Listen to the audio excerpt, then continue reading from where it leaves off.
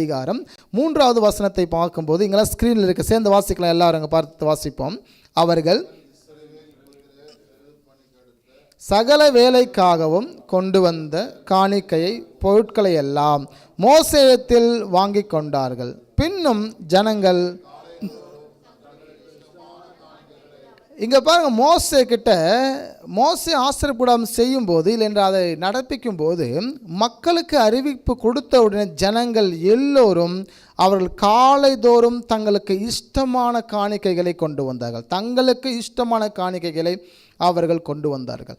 36:4 வாசிக்கும் போது, அப்பொழுது பரிசுத்த ஸ்தலத்து வேலைகளை செய்கிற விவேகிகள் யாவரும் அவரவர் செய்கிற வேலையின் காரியமாய் வந்து, இப்போ நான் ஒரு வேலை செய்கிறேன், இந்த வேலை எனக்கு தெரியும், இந்த ஒர்க் எனக்கு தெரியும் என்று சொல்லி அவர்களாகவே தாங்களாகவே முன் வந்து அவளுக்கு தெரிகிற வேலைகளை அவர் செய்யும்படி காலைதோறும் அந்த காலையிலே வராங்க. மோசையை நோக்கி கர்த்தர் செய்யும்படி கற்பித்த வேலைக்கு வேண்டியதற்கு அதிகமான பொருட்களை ஜனங்கள் கொண்டு வருகிறார்கள் என்றார்கள். ஆமென். அங்கே இன்சார்ஜ் பர்சன் இருக்காங்க இல்லைங்களா, அவங்க சொல்கிறாங்க மோசே கிட்ட, மோசே மக்கள் தேவைக்கு அதிகமாக கொண்டு வந்துட்டுருக்குறாங்க அப்படிங்கிறார். அப்போ ஒரு அறிவிப்பை கொடுத்த உடனே தேவ பணிக்காக தேவ சபைக்காக மக்கள் அதிகமாய் கொண்டு வந்தார்கள். அதிகமாய் அவர்கள் கொண்டு வந்து இப்படி தங்களுடைய விசுவாசத்தை வெளிப்படுத்தினார்கள். எனவே இங்கே யாத்திராகமம் 36:6 வாசிக்கும் போது, அப்பொழுது மோசே இனி புருஷர்களாவது ஸ்திரீகளாவது பரிசுத்த ஸ்தலத்திற்கென்று காணிக்கையாக ஒரு வேளையும் செய்ய வேண்டாம் என்று பாளையம் எங்கும் கூறும்படி கட்டளையிட்டான். இவ்விதமாக ஜனங்கள் கொண்டு வருகிறது நிறுத்தப்பட்டது. காரணம் என்னன்னா, ஒரு ஆலயம் கட்டுவதற்கு சின்னதாக ஒரு ஆலயம், அந்த ஆசீர்வாதம் கட்டுவதற்கு ஒரு 100 பேர் இருந்தால் போதுமா? அந்த இங்கே வந்து 1,00,000 பேர் நிற்கிறாங்க. நான் பேசுங்க, புரியுதுங்களா? போதும் என்று சொல்லத்தக்க அளவிற்கு மோசே சொல்கிறாரு, இவ்வளோ பேர் இருந்தால் வேலையே நடக்காது. ஆமாங்களா, நிறைய பேர் இருந்தால் ஒர்க்கு நடக்காது. எனவே அதற்காக சொல்கிறாரு வேலை செய்ய வேண்டாம் அப்படிங்கிறார். போதும். அவர்கள் அறிவிப்பை கொடுத்த உடனே அவர்கள் மலவென்று ஒர்க் பண்ணாங்க, தங்களுக்கு உண்டானதை கொடுத்தாங்க, ஒர்க்கும் செஞ்சாங்க, தங்களுக்கு உண்டானதை கொடுத்தாங்க, அங்கே இருந்தாங்க. காலைதோறும் அவர்கள் தங்களுக்கு இஷ்டமான காணிக்கைகளை கொண்டு வந்தார்கள். எனவே இங்கே மறுபடியும் ஒரு வசனத்தை வாசிக்கும் போது, செய்ய வேண்டிய எல்லா வேலைகளுக்கும் போதுமான பொருள்கள் இருந்ததும் அல்லாமல் அதிகமாக இருந்தது. இந்த பொருள்கள் எல்லாம் மக்களே கொடுத்தது. ஒரு ஆமென் சொல்வோமா? இப்போ சொல்லுங்கள், கர்த்தரால் கொடுத்துருக்க முடியுமா முடியாதா? முடிஞ்சிருக்கும். ஏன் மக்கள்கிட்ட கேட்குறாரு? நீங்கள் ஏன் மக்கள் கொடுக்குறீங்க? நான் கொடுப்பதுனாலே என் விசுவாசம் வெளிப்படுது. நான் கர்த்தருக்கு கொடுப்பதுனால தான் என் விசுவாசம் வெளிப்படுது. சில பேர்கிட்ட பார்த்திங்கன்னா நிறைய வச்சுருப்பாங்க, ஆனால் கொடுக்கறது கையே வராது. ஆமாங்களா? சில பேர்கிட்ட ஒன்றுமே இருக்காது, எதையாவது ஒன்றை யாருக்காவது உதவிகளை செய்து கொண்டே இருப்பாங்க. அப்போ உங்கள்கிட்ட இருந்து கொடுப்பது நிமித்தமாக உங்கள் விசுவாசத்தை ஆண்டவர் எதிர்பார்க்கிறார். அவர் வந்து உங்களை ஆசீர்வதிக்கிறார். ஹல்லேலூயா. அவர் வந்து உங்களை ஆசீர்வதிக்க வேண்டுமானால் நாம் என்ன செய்யணும்? கைகளை திடப்படுத்த வேண்டும். ஆமென். நமக்கு உண்டானதை ஊழியத்திற்கென்று கர்த்தருக்கென்றும் அவர்கள் தர வேண்டும். ஏன்னா இது கொடுப்பதினாலே அது உங்களுக்கு ஆசீர்வாதம். ஒரு ஆமென் சொல்லுவோமா? யாருக்கு ஆசீர்வாதம்? அது அவர்களுக்கு ஆசீர்வாதம். இல்லாவிட்டாலும் கர்த்தர் செய்கிறார். ஒரு ஆமென் சொல்லுவோமா? இல்லாவிட்டாலும் கர்த்தர் செய்கிறார், தராவிட்டாலும் கர்த்தர் செய்கிறார். தராவிட்டாலும் அங்கே அவர் திட்டம் நிறைவேறி கொண்டே இருக்கிறது. அவர் திட்டம் மாறாதவைகளாக இருந்து கொண்டிருக்கிறது. வேலை செய்கிறவர்களாகிய எப்படிப்பட்டவர்கள்? இங்கே யாத்திராகமம் 36:8 வாசிக்கிறோம், யாரெல்லாம் அந்தந்த டிபார்ட்மெண்ட்டில் ரொம்ப தெளிவாக ஒர்க் பண்ணுவாங்களோ அவரவர்கள் எல்லோரும் வந்து அங்கே வேலைகளை செய்ய ஆரம்பித்தாங்க. அவர்களுக்கு இஷ்டமான வேலைகளை அவர்கள் செய்தார்கள். சகல வேலைகளுக்கும் காணிக்கை கொண்டு வந்தார்கள். எல்லா வேலைகளுக்கும் அவர்கள் காலைதோறும் பாருங்கள் இஸ்ரவேலர் காணிக்கைகளை கொண்டு வந்தார்கள். கர்த்தர் செய்யும்படி கற்பித்த வேலைக்கு அதிகமான பொருட்களை ஜனங்கள் இங்கே கொண்டு வந்திருக்காங்க. அது மட்டும் இல்லாமல் இங்கே வசனத்தில் வாசிக்கும் போது ஒரு வேலையும் செய்ய வேண்டாம் என்று சொல்கிறார். காரணம் என்னென்னா, அந்த அளவிற்கு அங்கே அதிகமான ஆட்கள் இருந்ததுனால அங்கே அப்படி சொல்லப்பட்டது. ஜனங்கள் கொண்டு வந்தது நிறுத்தப்பட்டது. போதும் என்ற அளவுக்கு இருந்தது. போதும் என்று சொல்லத்தக்க அளவிற்கு அவர்கள் குவியலாய் வைத்தார்கள் என்று பார்க்கிறோம். செய்ய வேண்டிய எல்லா வேலைகளுக்கும் போதுமான பொருள் இருந்தது. இப்போ இந்த பொருள் யார் கொடுத்தா? மக்கள் கொடுக்குறாங்க. ஏழைங்க, பணக்காரங்க, இருக்கிறவங்க, இல்லாதவங்க எல்லோரும் சபைக்காக செய்வதற்கும் அவள் கைகளை திடப்படுத்தி கொண்டு எதையாவது செய்யணும் என்று சொல்லி. உங்கள் வீட்டுக்கு நம்ம செய்கிறோம் அப்படின்னா, நம்ம வீட்டுக்கு நம்ம செய்கிறோன்னா நானும் என் குடும்பத்தார் மாத்திரம் அனுபவிக்க முடியும். சபைக்கு நம்ம செய்கிறோம் அப்படின்னா பல ஆத்துமாக்கள் அங்கே அனுபவித்து கொண்டாங்க. ஹல்லேலூயா. இங்கே ஒவ்வொன்றும் அவ்வளோதான். எதை வேணாலும் இங்கே சபைக்குள்ளே இருக்கிற எதுவுமே அவ்வளோதான். ஒவ்வொரு ஆத்துமாவுக்கும் சொந்தமாக இருக்குது. ஒரு 1000 பேர் இங்கே ரட்சிக்கப்படுவாங்க. இல்லை 1,00,000 பேர் சபை ஆரம்பிக்கப்பட்ட காலத்துலேருந்து உலகத்தின் முடிவு வரை இந்த சபைக்குள்ளே 1,00,000 பேர் ரட்சிக்கப்படுறாங்கன்னா நீங்கள் செஞ்சிருக்க ஒரு செங்கல் கூட 1,00,000 பேருக்கு சாட்சியாக தான் இருக்கிறது. ஆமென். அப்போ உங்கள் சபைக்குள்ளாக இருக்க ஒவ்வொன்றும் அப்படியாகவே இருக்கிறது. அது மட்டும் இல்லாமல் யாத்திராகமம் 36:7 வாசிக்கும் போது தேவைக்கு அதிகமான பொருட்கள் இருந்தது. தேவைக்கு மிஞ்சி பொருட்களை அவர்கள் கொடுத்தார்கள். இஸ்ரவேல் புத்திரருக்குள் தங்கள் இருதயத்தில் உற்சாகமான ஸ்திரீ புருஷன் யாவரும் கர்த்தருக்கு காணிக்கையை மனப்பூர்வமாய் கொண்டு வந்தார்களாம். பாருங்கள், மனமுள்ளவன் எவனோ அவன் அதை கொண்டு வரட்டும் என்று ஆண்டவர் சொல்கிறார். மனமுள்ளவன் கொண்டு வரட்டும். ஏன் மனமுள்ளவன் கொண்டு வரட்டும்?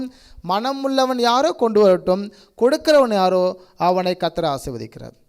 ஹல்லேலூயா. ஒருவேளை இந்த காலகட்டத்தில் நிறைய யூடியூப்பில் பார்த்து நம்ம என்ன செஞ்சுருப்போம்னா, ஒருவேளை இன்றைக்கி இருக்கிற கிறிஸ்துவமே கொஞ்சம் அப்படி தான் இருக்குது. யூடியூப்பை பார்த்து வேகமாக கெட்டு போயிட்டு கிடக்கு. ஏன்னு பார்த்தீங்கன்னா நிறைய உபதேசங்கள், தேவையில்லாத உபதேசங்கள் சொல்லிகிட்ருக்கோம். பழைய ஏற்பாட்டில் மட்டும்தான் காணிக்கை இருக்குது, புதிய ஏற்பாட்டில் காணிக்கை இல்லை என்று சொல்லுவாங்க. பழைய ஏற்பாடு மட்டும் தான் தசமபாகம் இருக்குது, புதிய ஏற்பாடு தசமபாகம் என்று ஒரு சாப்டரே இல்லை என்று சொல்லுவாங்க. ஊழியர்கள் பேசி கொண்டு இருப்பாங்க. ஆனால் அப்படியெல்லாம் கிடையாது. வேதாகம் முழுவதுமாக மனுஷனுக்கு கொடுக்கப்பட்டிருக்கு. ராமன் சொல்லுவோமா? மனுஷர்களுக்கு கொடுக்கப்பட்டிருக்கு. கிறிஸ்தவர்கள் அவரை அண்டிக் கொள்கிறவர்கள் வழி விலகி போகாத படிக்க தான் அந்த புத்தகம் இருக்கிறது.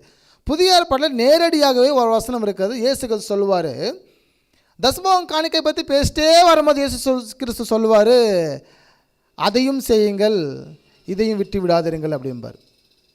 அப்போது நடக்க வேண்டியவையும் செய்யணும், ஆல்ரெடி இருந்த நியாயப்பிரமாணத்தையும் விட்டு விடாதிருங்கள் என்று தான் ஆண்டவர் சொல்வார். அப்போ பழைய ஏற்பாடு நியாயப்பிரமாணத்தில் இருக்கிற எல்லா கட்டளைகளும் யாருக்குரியது? நமக்குரியது. ஒரு ஆமென் சொல்வோமா? அப்போ அங்கே இருக்கிற காணிக்கை, அங்கே இருக்கிற தசமபாகங்கள், அங்கே இருக்கிறதான வேலைகள் எல்லாமே யாருக்கும் சொந்தம்? கிறிஸ்தவர்களாகிய நமக்கும் சொந்தமாக இருக்கிறது. ஆமென். பவுலும் அந்த வார்த்தையை சொல்லுகிறார், அவனுக்கு நியமிக்கப்பட்ட அளவுக்கு அவன் கொடுக்க கடவன். உற்சாகமாய் கொடுத்தால் அவங்ககிட்ட கர்த்தர் பிரியமாக இருக்கிறார். ஹல்லேலூயா. ஏன் கொடுக்க சொல்கிறாங்க அப்படின்னு பார்த்தீங்கன்னா, இந்த நாட்களில் தான் அது தவறாக என்ன செய்கிறாங்கன்னா, வடிவமைத்து எல்லாம் பணம் கேட்குறாங்க என்று சொல்லி இப்போது தவறான உபதேசத்துக்குள்ளாக இன்றைக்கி இருக்கிற ஊழியக்காரர்களும் மக்களும் இன்றைக்கி பேசி கொண்டிருக்கிறது. கொடுக்கிறவன் யாரோ நிச்சயமாக கொடுக்கப்படும். ஒரு ஆமென் சொல்லுவோமா? கொடுத்தால் கட்டாயம் கொடுக்கப்படும். உங்கள் வாழ்க்கையில் அது நடக்கும் அப்படின்னா கட்டாயம் நீங்கள் ஆசீர்வதிக்கப்படுவீங்க. நீங்கள் கொடுக்கும்போது கர்த்தர் நிச்சயமாக அதை கொடுப்பார். ஓகே, சபைக்கு ஏற்பவைகள் கர்த்தருக்கு காணிக்கையாக கொண்டு வந்தார்கள். தேவன் கற்பித்ததற்கு மேலாக மக்கள் காணிக்கையில் கொண்டு வந்தார். நான் சொல்கிறது எல்லாமே ஆசரிப்பு கூடாரத்துக்கு மாத்திரம். இது எல்லாமே ஆசரிப்பு கூடாரத்துக்கு வேலை. தேவன் கற்பித்ததற்கு மேலாக அவர்கள் காணிக்கையை கொண்டு வந்தாங்க. ஓகே, இப்போ சாலமோனுடைய தேவாலயத்துக்கு வருவோம். சாலமோன் ஆலயத்துக்கு அவங்க அப்பாவே எக்கச்சக்கமாக சேர்த்து வச்சார். ஆமாங்களா? தாவீது உயிரோடு இருக்கும்போது எந்தெந்த வேலைக்கு யார் யார் செய்யணும், எந்தெந்த ஒர்க்கை யார் யார் செய்யக்கூடாது, இல்லை என்றால் எந்தெந்த பணத்தை போடணும், வெள்ளி எவ்வளோ இருக்கணும், தங்கம் எவ்வளோ இருக்கணும், வெண்கலம் எவ்வளோ இருக்கணும், எவ்வளோ சேர்த்து வைக்கணும், எல்லாவற்றையும் தாவீதே சேர்த்து வைத்தார். ஆனாலும் இங்கே கவனிக்கும்போது ஆலயம் கட்ட வேண்டும் என்ற விருப்பம் தாவீதின் இருதயத்தில் இருந்தது.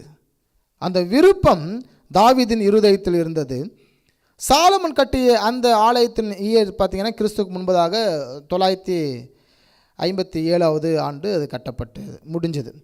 இங்கே அழகாக வசனம் சொல்லுது பாருங்க, 2 நாளாக 31:6 தஸ்மபாகத்தை கொண்டு வந்து குவியல் குவியலாய் வைத்தார்களாம். நான் பேசுங்க, புரியுதுங்களா?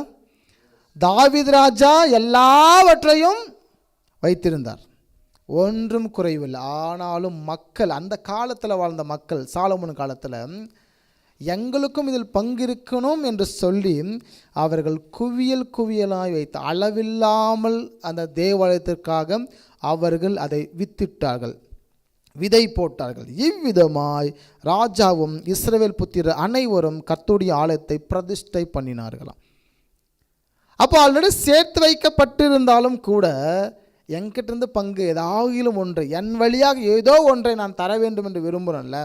எனவே ஏன் அப்படின்னு பார்த்தீங்கன்னா, அது நிமித்தம் அவர்களுடைய விசுவாசம் வெளிப்படுது. அது மட்டும் இல்லாமல் அது நிமித்தம் அவர்கள் ஆசீர்வதிக்கப்படுறாங்க. ஒரு ஆளிலே சொல்வோமா? ஆமேன். ஒரு மீட்டிங் ஒரு டைம் போயிருந்தோம் ஆந்திரா பகுதியில் ஒரு பாஸ்டரோட. அங்கே சபை ஆரம்பித்து ஒரு 2 வருஷம் இருக்கும். ஏறக்குறைய ஒரு 1000 பேர் அந்த சர்ச்சில் இருக்கிறாங்க. 1000 பேர் சர்ச்சில் இருக்கிறாங்க. 1000 பேர் சர்ச்சில் இருக்காங்க. 2 வருஷம் தான் அதுக்கு சபை ஆரம்பிச்சு. ரொம்ப இன்டியல் கிராமம். அங்கே அந்த 2 வருஷமும் அந்த சபையுடைய சிஸ்டம் என்னென்னா, தசமபாகம் காணிக்கையில் வாங்க மாட்டாங்க. தசமபாகம் காணிக்கையில் எதுவுமே வாங்க மாட்டாங்க. இப்போது நம்ம ஒரு பாஸ்டரோட போயிருந்தோம். அந்த பாஸ்டர் வந்து சொல்கிறாரு, தசமபாகம் காணிக்கை ஏன் நீங்கள் வாங்க மாட்டேன்றீங்க? இல்லை பாஸ்டர். அந்த பாஸ்டர் சொல்கிறார், என்கிட்ட எல்லாமே இருக்குது, எதுக்கு தசமபாகம் காணிக்கைன்னு சொல்கிறார். அப்போது இந்த ஊழியக்காரர் சொல்கிறாரு, காணிக்கை தசமபாகம் என்பது உங்களுக்கு அல்ல பாஸ்டர், மக்கள் ஆசீர்வதிக்கப்படுவதற்கு அதை தர வேண்டும்.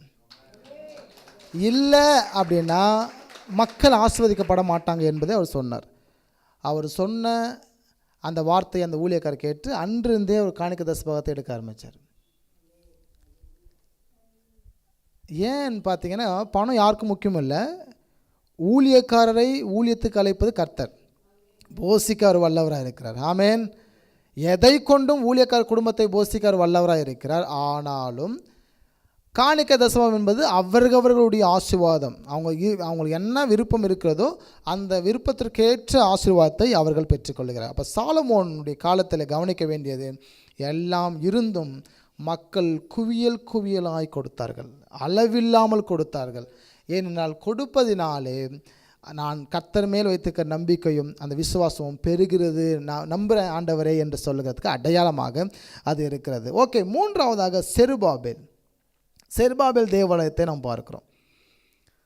முதலாவது ஆசரிப்பு கூடாரம் பார்த்தோம், நிறைய வசனங்களை படித்தோம். அதில் ரெண்டாவது வந்து சாலமோன், அதில் கொஞ்சம் தான் படித்தோம் இல்லைங்களா, 2-3 வசனம் தான் படித்தோம். ஏன்னா உங்களுக்கு புரிஞ்சிருக்கும் நான் என்ன பேசிகிட்டு இருக்கேன்னு சொல்லிட்டு. ஆலயம் எவ்வளோ முக்கியம் என்று சொல்லிட்டு இருக்கிறேன். ஆலயத்திற்கு ஆண்டவராக ஏற்படுத்தப்படுகிற ஆலயத்திற்கு அவரே எல்லாவற்றையும் கொடுக்குறார், அதுவும் மாற்று கருத்து கிடையாது. ஆனாலும் மக்களை அவர் ஆசீர்வதிக்க விரும்புகிறார். ஏதாயிலும் ஒன்றை அவங்ககிட்ட இருந்து பெற்று அவங்க ஆசீர்வதிக்க வேண்டும் என்று விரும்புகிறார். ஏதாகிலும் ஒன்றை. 40 ஆண்டுகள் இஸ்ரேல் மக்களுக்கு மன்னாவை கொடுக்க முடிஞ்ச தேவன். 40 ஆண்டுகள் 3 வேளையும் சாப்பாடுக்கு பிரச்சனை கிடையாது. ஏறக்குறைய ஒரு 20 லட்சம் ஜனங்களுக்கு சாப்பாடு தரணும். டெய்லியும் காலையில் ஆச்சுன்னா மன்னா வானத்தை வந்து கொட்டுது. அவங்க தேவைக்கு ஏற்ப அது எடுத்து வச்சுக்கிறாங்க. 40 வருஷத்துக்கு அது பயன்பட்டது. அப்போ இஸ்ராயல் மக்கள் என்ன செய்கிறாங்கன்னா, அவங்க போயிட்டு சரி நாமளே ஏதாவது செஞ்சு சாப்பிடணும்னு சொல்லி நிலத்தை உழுது நிலத்தில் விதைத்து அதை அறுவடை செய்து வீட்டுக்கு கொண்டு வராங்க. அடுத்தனா மண்ணா என்ன செய்யலை, மண்ணா வந்து கீழே வில்லை. அவர்கள் கர்த்தர் கொடுத்ததற்கு அப்பாற்பட்ட ஒரு வேலையை செய்தபடியினால் இஸ்ரேல் மக்கள் அன்றோடு மண்ணா நின்று போயிற்று. அதுக்கு பிற்பாடு இவங்களே உழைத்து சாப்பிட வேண்டிய நிலைக்கு தள்ளப்பட்டது. இப்படி தேவனால் முடியும். ஆனால் இயேசு கிறிஸ்து அவர் வாழ்ந்த அந்த நாட்களிலே நான் ஆல்ரெடி சொன்னேன், அப்பத்தையும் மீனையும் கொண்டு வர செய்து அதை ஆசீர்வதித்து அதை அவர்களுக்கு போஷிக்க செய்தார். ஹல்லேலூயா. இப்போ இதிலிருந்து நம்மளுக்கு என்ன தெரியுதுன்னு பார்த்தீங்கன்னா, அவரால் 20-25 லட்சம் ஜனங்களுக்கு 40 ஆண்டுகள் உணவை கொடுக்க முடிஞ்ச தேவன் இங்கே இருக்கிற ஒரு 20,000 பேருக்கு உணவு கொடுத்துருக்க முடியாதா? உங்ககிட்ட என்ன இருக்குது அதை கொண்டு வா. உங்ககிட்ட என்ன இருக்கோ அதை கொண்டு வா. அதை வைத்து ஆசீர்வதிக்கிறவன். எலியா அந்த சாரிபாத் விதவை வீட்டில் என்ன இருந்ததோ அதை வைத்து அவங்களை ஆசீர்வதிச்சார். உங்ககிட்ட என்ன இருக்கோ அதை கொடுங்க, கர்த்தர் உங்களை ஆசீர்வதிக்குவார். என்ன பலன் இருக்குது என்கிட்ட ஆண்டவரே, உங்களை நீங்கள் தரும்போது ஆண்டவர் அதை வைத்து ஆசீர்வதிக்கிறார். ஆமென். மூன்றாவதாக செருபாபேல் அப்படின்னா அவர் வந்து யூதர்களை நேபுகாத்நேச்சர் பாபிலோனுக்கு பிடிச்சிட்டு போயிடுறார். 3 முறை அரெஸ்ட் பண்ணுறார் மக்களை. 3 முறை அடிமைகளாக யூதேய தேசத்தை வந்து பிடிச்சிட்டு போகிறாங்க. அதில் போன ஒரு குடும்பம்தான் அது, அவங்களுக்கு பிறந்த மகன்தான் செருபாபேல். செருபாபேல் அந்த பாபிலோன் ராஜ்யத்துடைய மிகப்பெரிய ஒரு அரண்மனை வேலை செய்கிறார். செருபாபேல் என்றால் பாபிலோன் வித்து என்று அர்த்தம், பாபிலோனுடைய விதை என்று அர்த்தம். அங்கே பெரிய ஒரு போஸ்டிங்கில் இருக்கக்கூடியவர். ஆனாலும் இவர் தேவாலயத்தை குறித்ததான ஒரு அக்கறையும் மக்கள் மேல் கரிசனை பாரமும் இருந்தது. அவங்க அப்பா அம்மா சொல்லி கொடுத்துருப்பாங்க, ஏன்பா நம்மளாம் யூதேய தேசத்தை சார்ந்தவங்க, நம்ம அகதிங்களாக வந்து இன்றைக்கி பாபிலோனில் இருக்கிறோம், நம்ம ஆண்டவர் யெகோவா தேவன் அங்கே ஆலயத்தில் இடித்து போட்டாங்க, நம்ம ராஜா இருந்தார் தாவீது, சாலமோன் ராஜா இருந்தார், அந்த ஆலயத்தை இடித்து நம்ம இங்கே அடிமையாக இருக்கிறோம் என்று சொல்ல இந்த மகன் சிறு வயதிலிருந்தே செருபாபேலுக்கு அந்த ஆலயத்தின் மேலே எப்படியாவது நம்ம கட்டணும்னு சொல்லி ஒரு எண்ணம். இந்த செருபாபேல் ஆலயத்தை கட்டும்போது அந்த ராஜா, அன்னைக்கு இருந்த ராஜா செருபாபேலுக்கு எல்லாவற்றையும் கொடுத்தான். அவன் கேட்டவைகளும் கேட்காதவைகளும் என்னென்ன தேவையோ அந்த பாபிலோன் ராஜ்யத்திலிருந்து எடுத்துகிட்டு போ அப்படின்னா வண்டியாக 50,000 பேரை விடுதலையாகி கூட்டிகிட்டு வராங்க. 50,000 பேர் விடுதலையாகி செருபாபேல் கூட்டிகிட்டு வராங்க. நான் சொல்கிறது எல்லாமே வந்து நெகேமியா எஸ்ரா புத்தகத்தில் அடங்கியிருக்கு. எனவே அவர் எல்லாத்தையும் கூட்டிகிட்டு வரும்போது எக்கச்சக்கமான பொண்ணு தங்கம் வெள்ளி எல்லாவற்றையும் கொண்டு வரார் செருபாபேல். அவர் வந்து அந்த சபை கட்டின அந்த காலம் பார்த்திங்கன்னா 516 கிறிஸ்துக்கு முன்பதாக கர்த்தருடைய ஆலயத்தில் வேலை செய்தார்கள். மக்கள் ஆலயத்தை கட்ட மக்கள் வேலை செய்வதற்காக ஆவலாக இருந்தார்களாம், அலங்கம் கட்ட. இங்கே பார்க்கும்போது நான் ஏற்கனவே சொல்லியிருக்கிறேன், செருபாபேல் வந்து ஒரு அரண்மனையில் வேலை செய்து கொண்ட முக்கியமான நபர். எந்த அரண்மனையில்? அந்த பாபிலோன் அரண்மனை. அன்னைக்கு அந்த பாபிலோன் தான் உலகத்திற்கே வல்லரசாக இருந்தது. இன்றைக்கி எப்படி அமெரிக்கா ஐக்கிய நாடு உலகத்திற்கே வல்லரசாக இருக்கிறதோ, ஐக்கிய நாடாக இருக்கிறதோ, அது போல் அன்றைக்கி உலகத்திற்கே வந்து அந்த பாபிலோன் தான் வல்லரசாக இருந்தது. அந்த அரண்மனையில் வேலை செய்து கொண்டு ராஜாவுக்கு அடுத்த நிலையில் வேலை செய்து கொண்டிருந்தவன் தான் இந்த செருபாபேல். இப்போ செருபாபேலுக்கு எல்லாத்தையும் இந்த ராஜா கொடுக்குறாரு, எல்லாத்தையும் வாங்கிட்டு வர்றார். இருந்தாலும் மக்கள் வேலை செய்தார்கள், இருந்தாலும் மக்கள் கொடுத்தார்கள். ஆமென். நம்ம 3 காரியங்களை பார்த்துருக்கோம். 3 ஆலயம். ஒன்று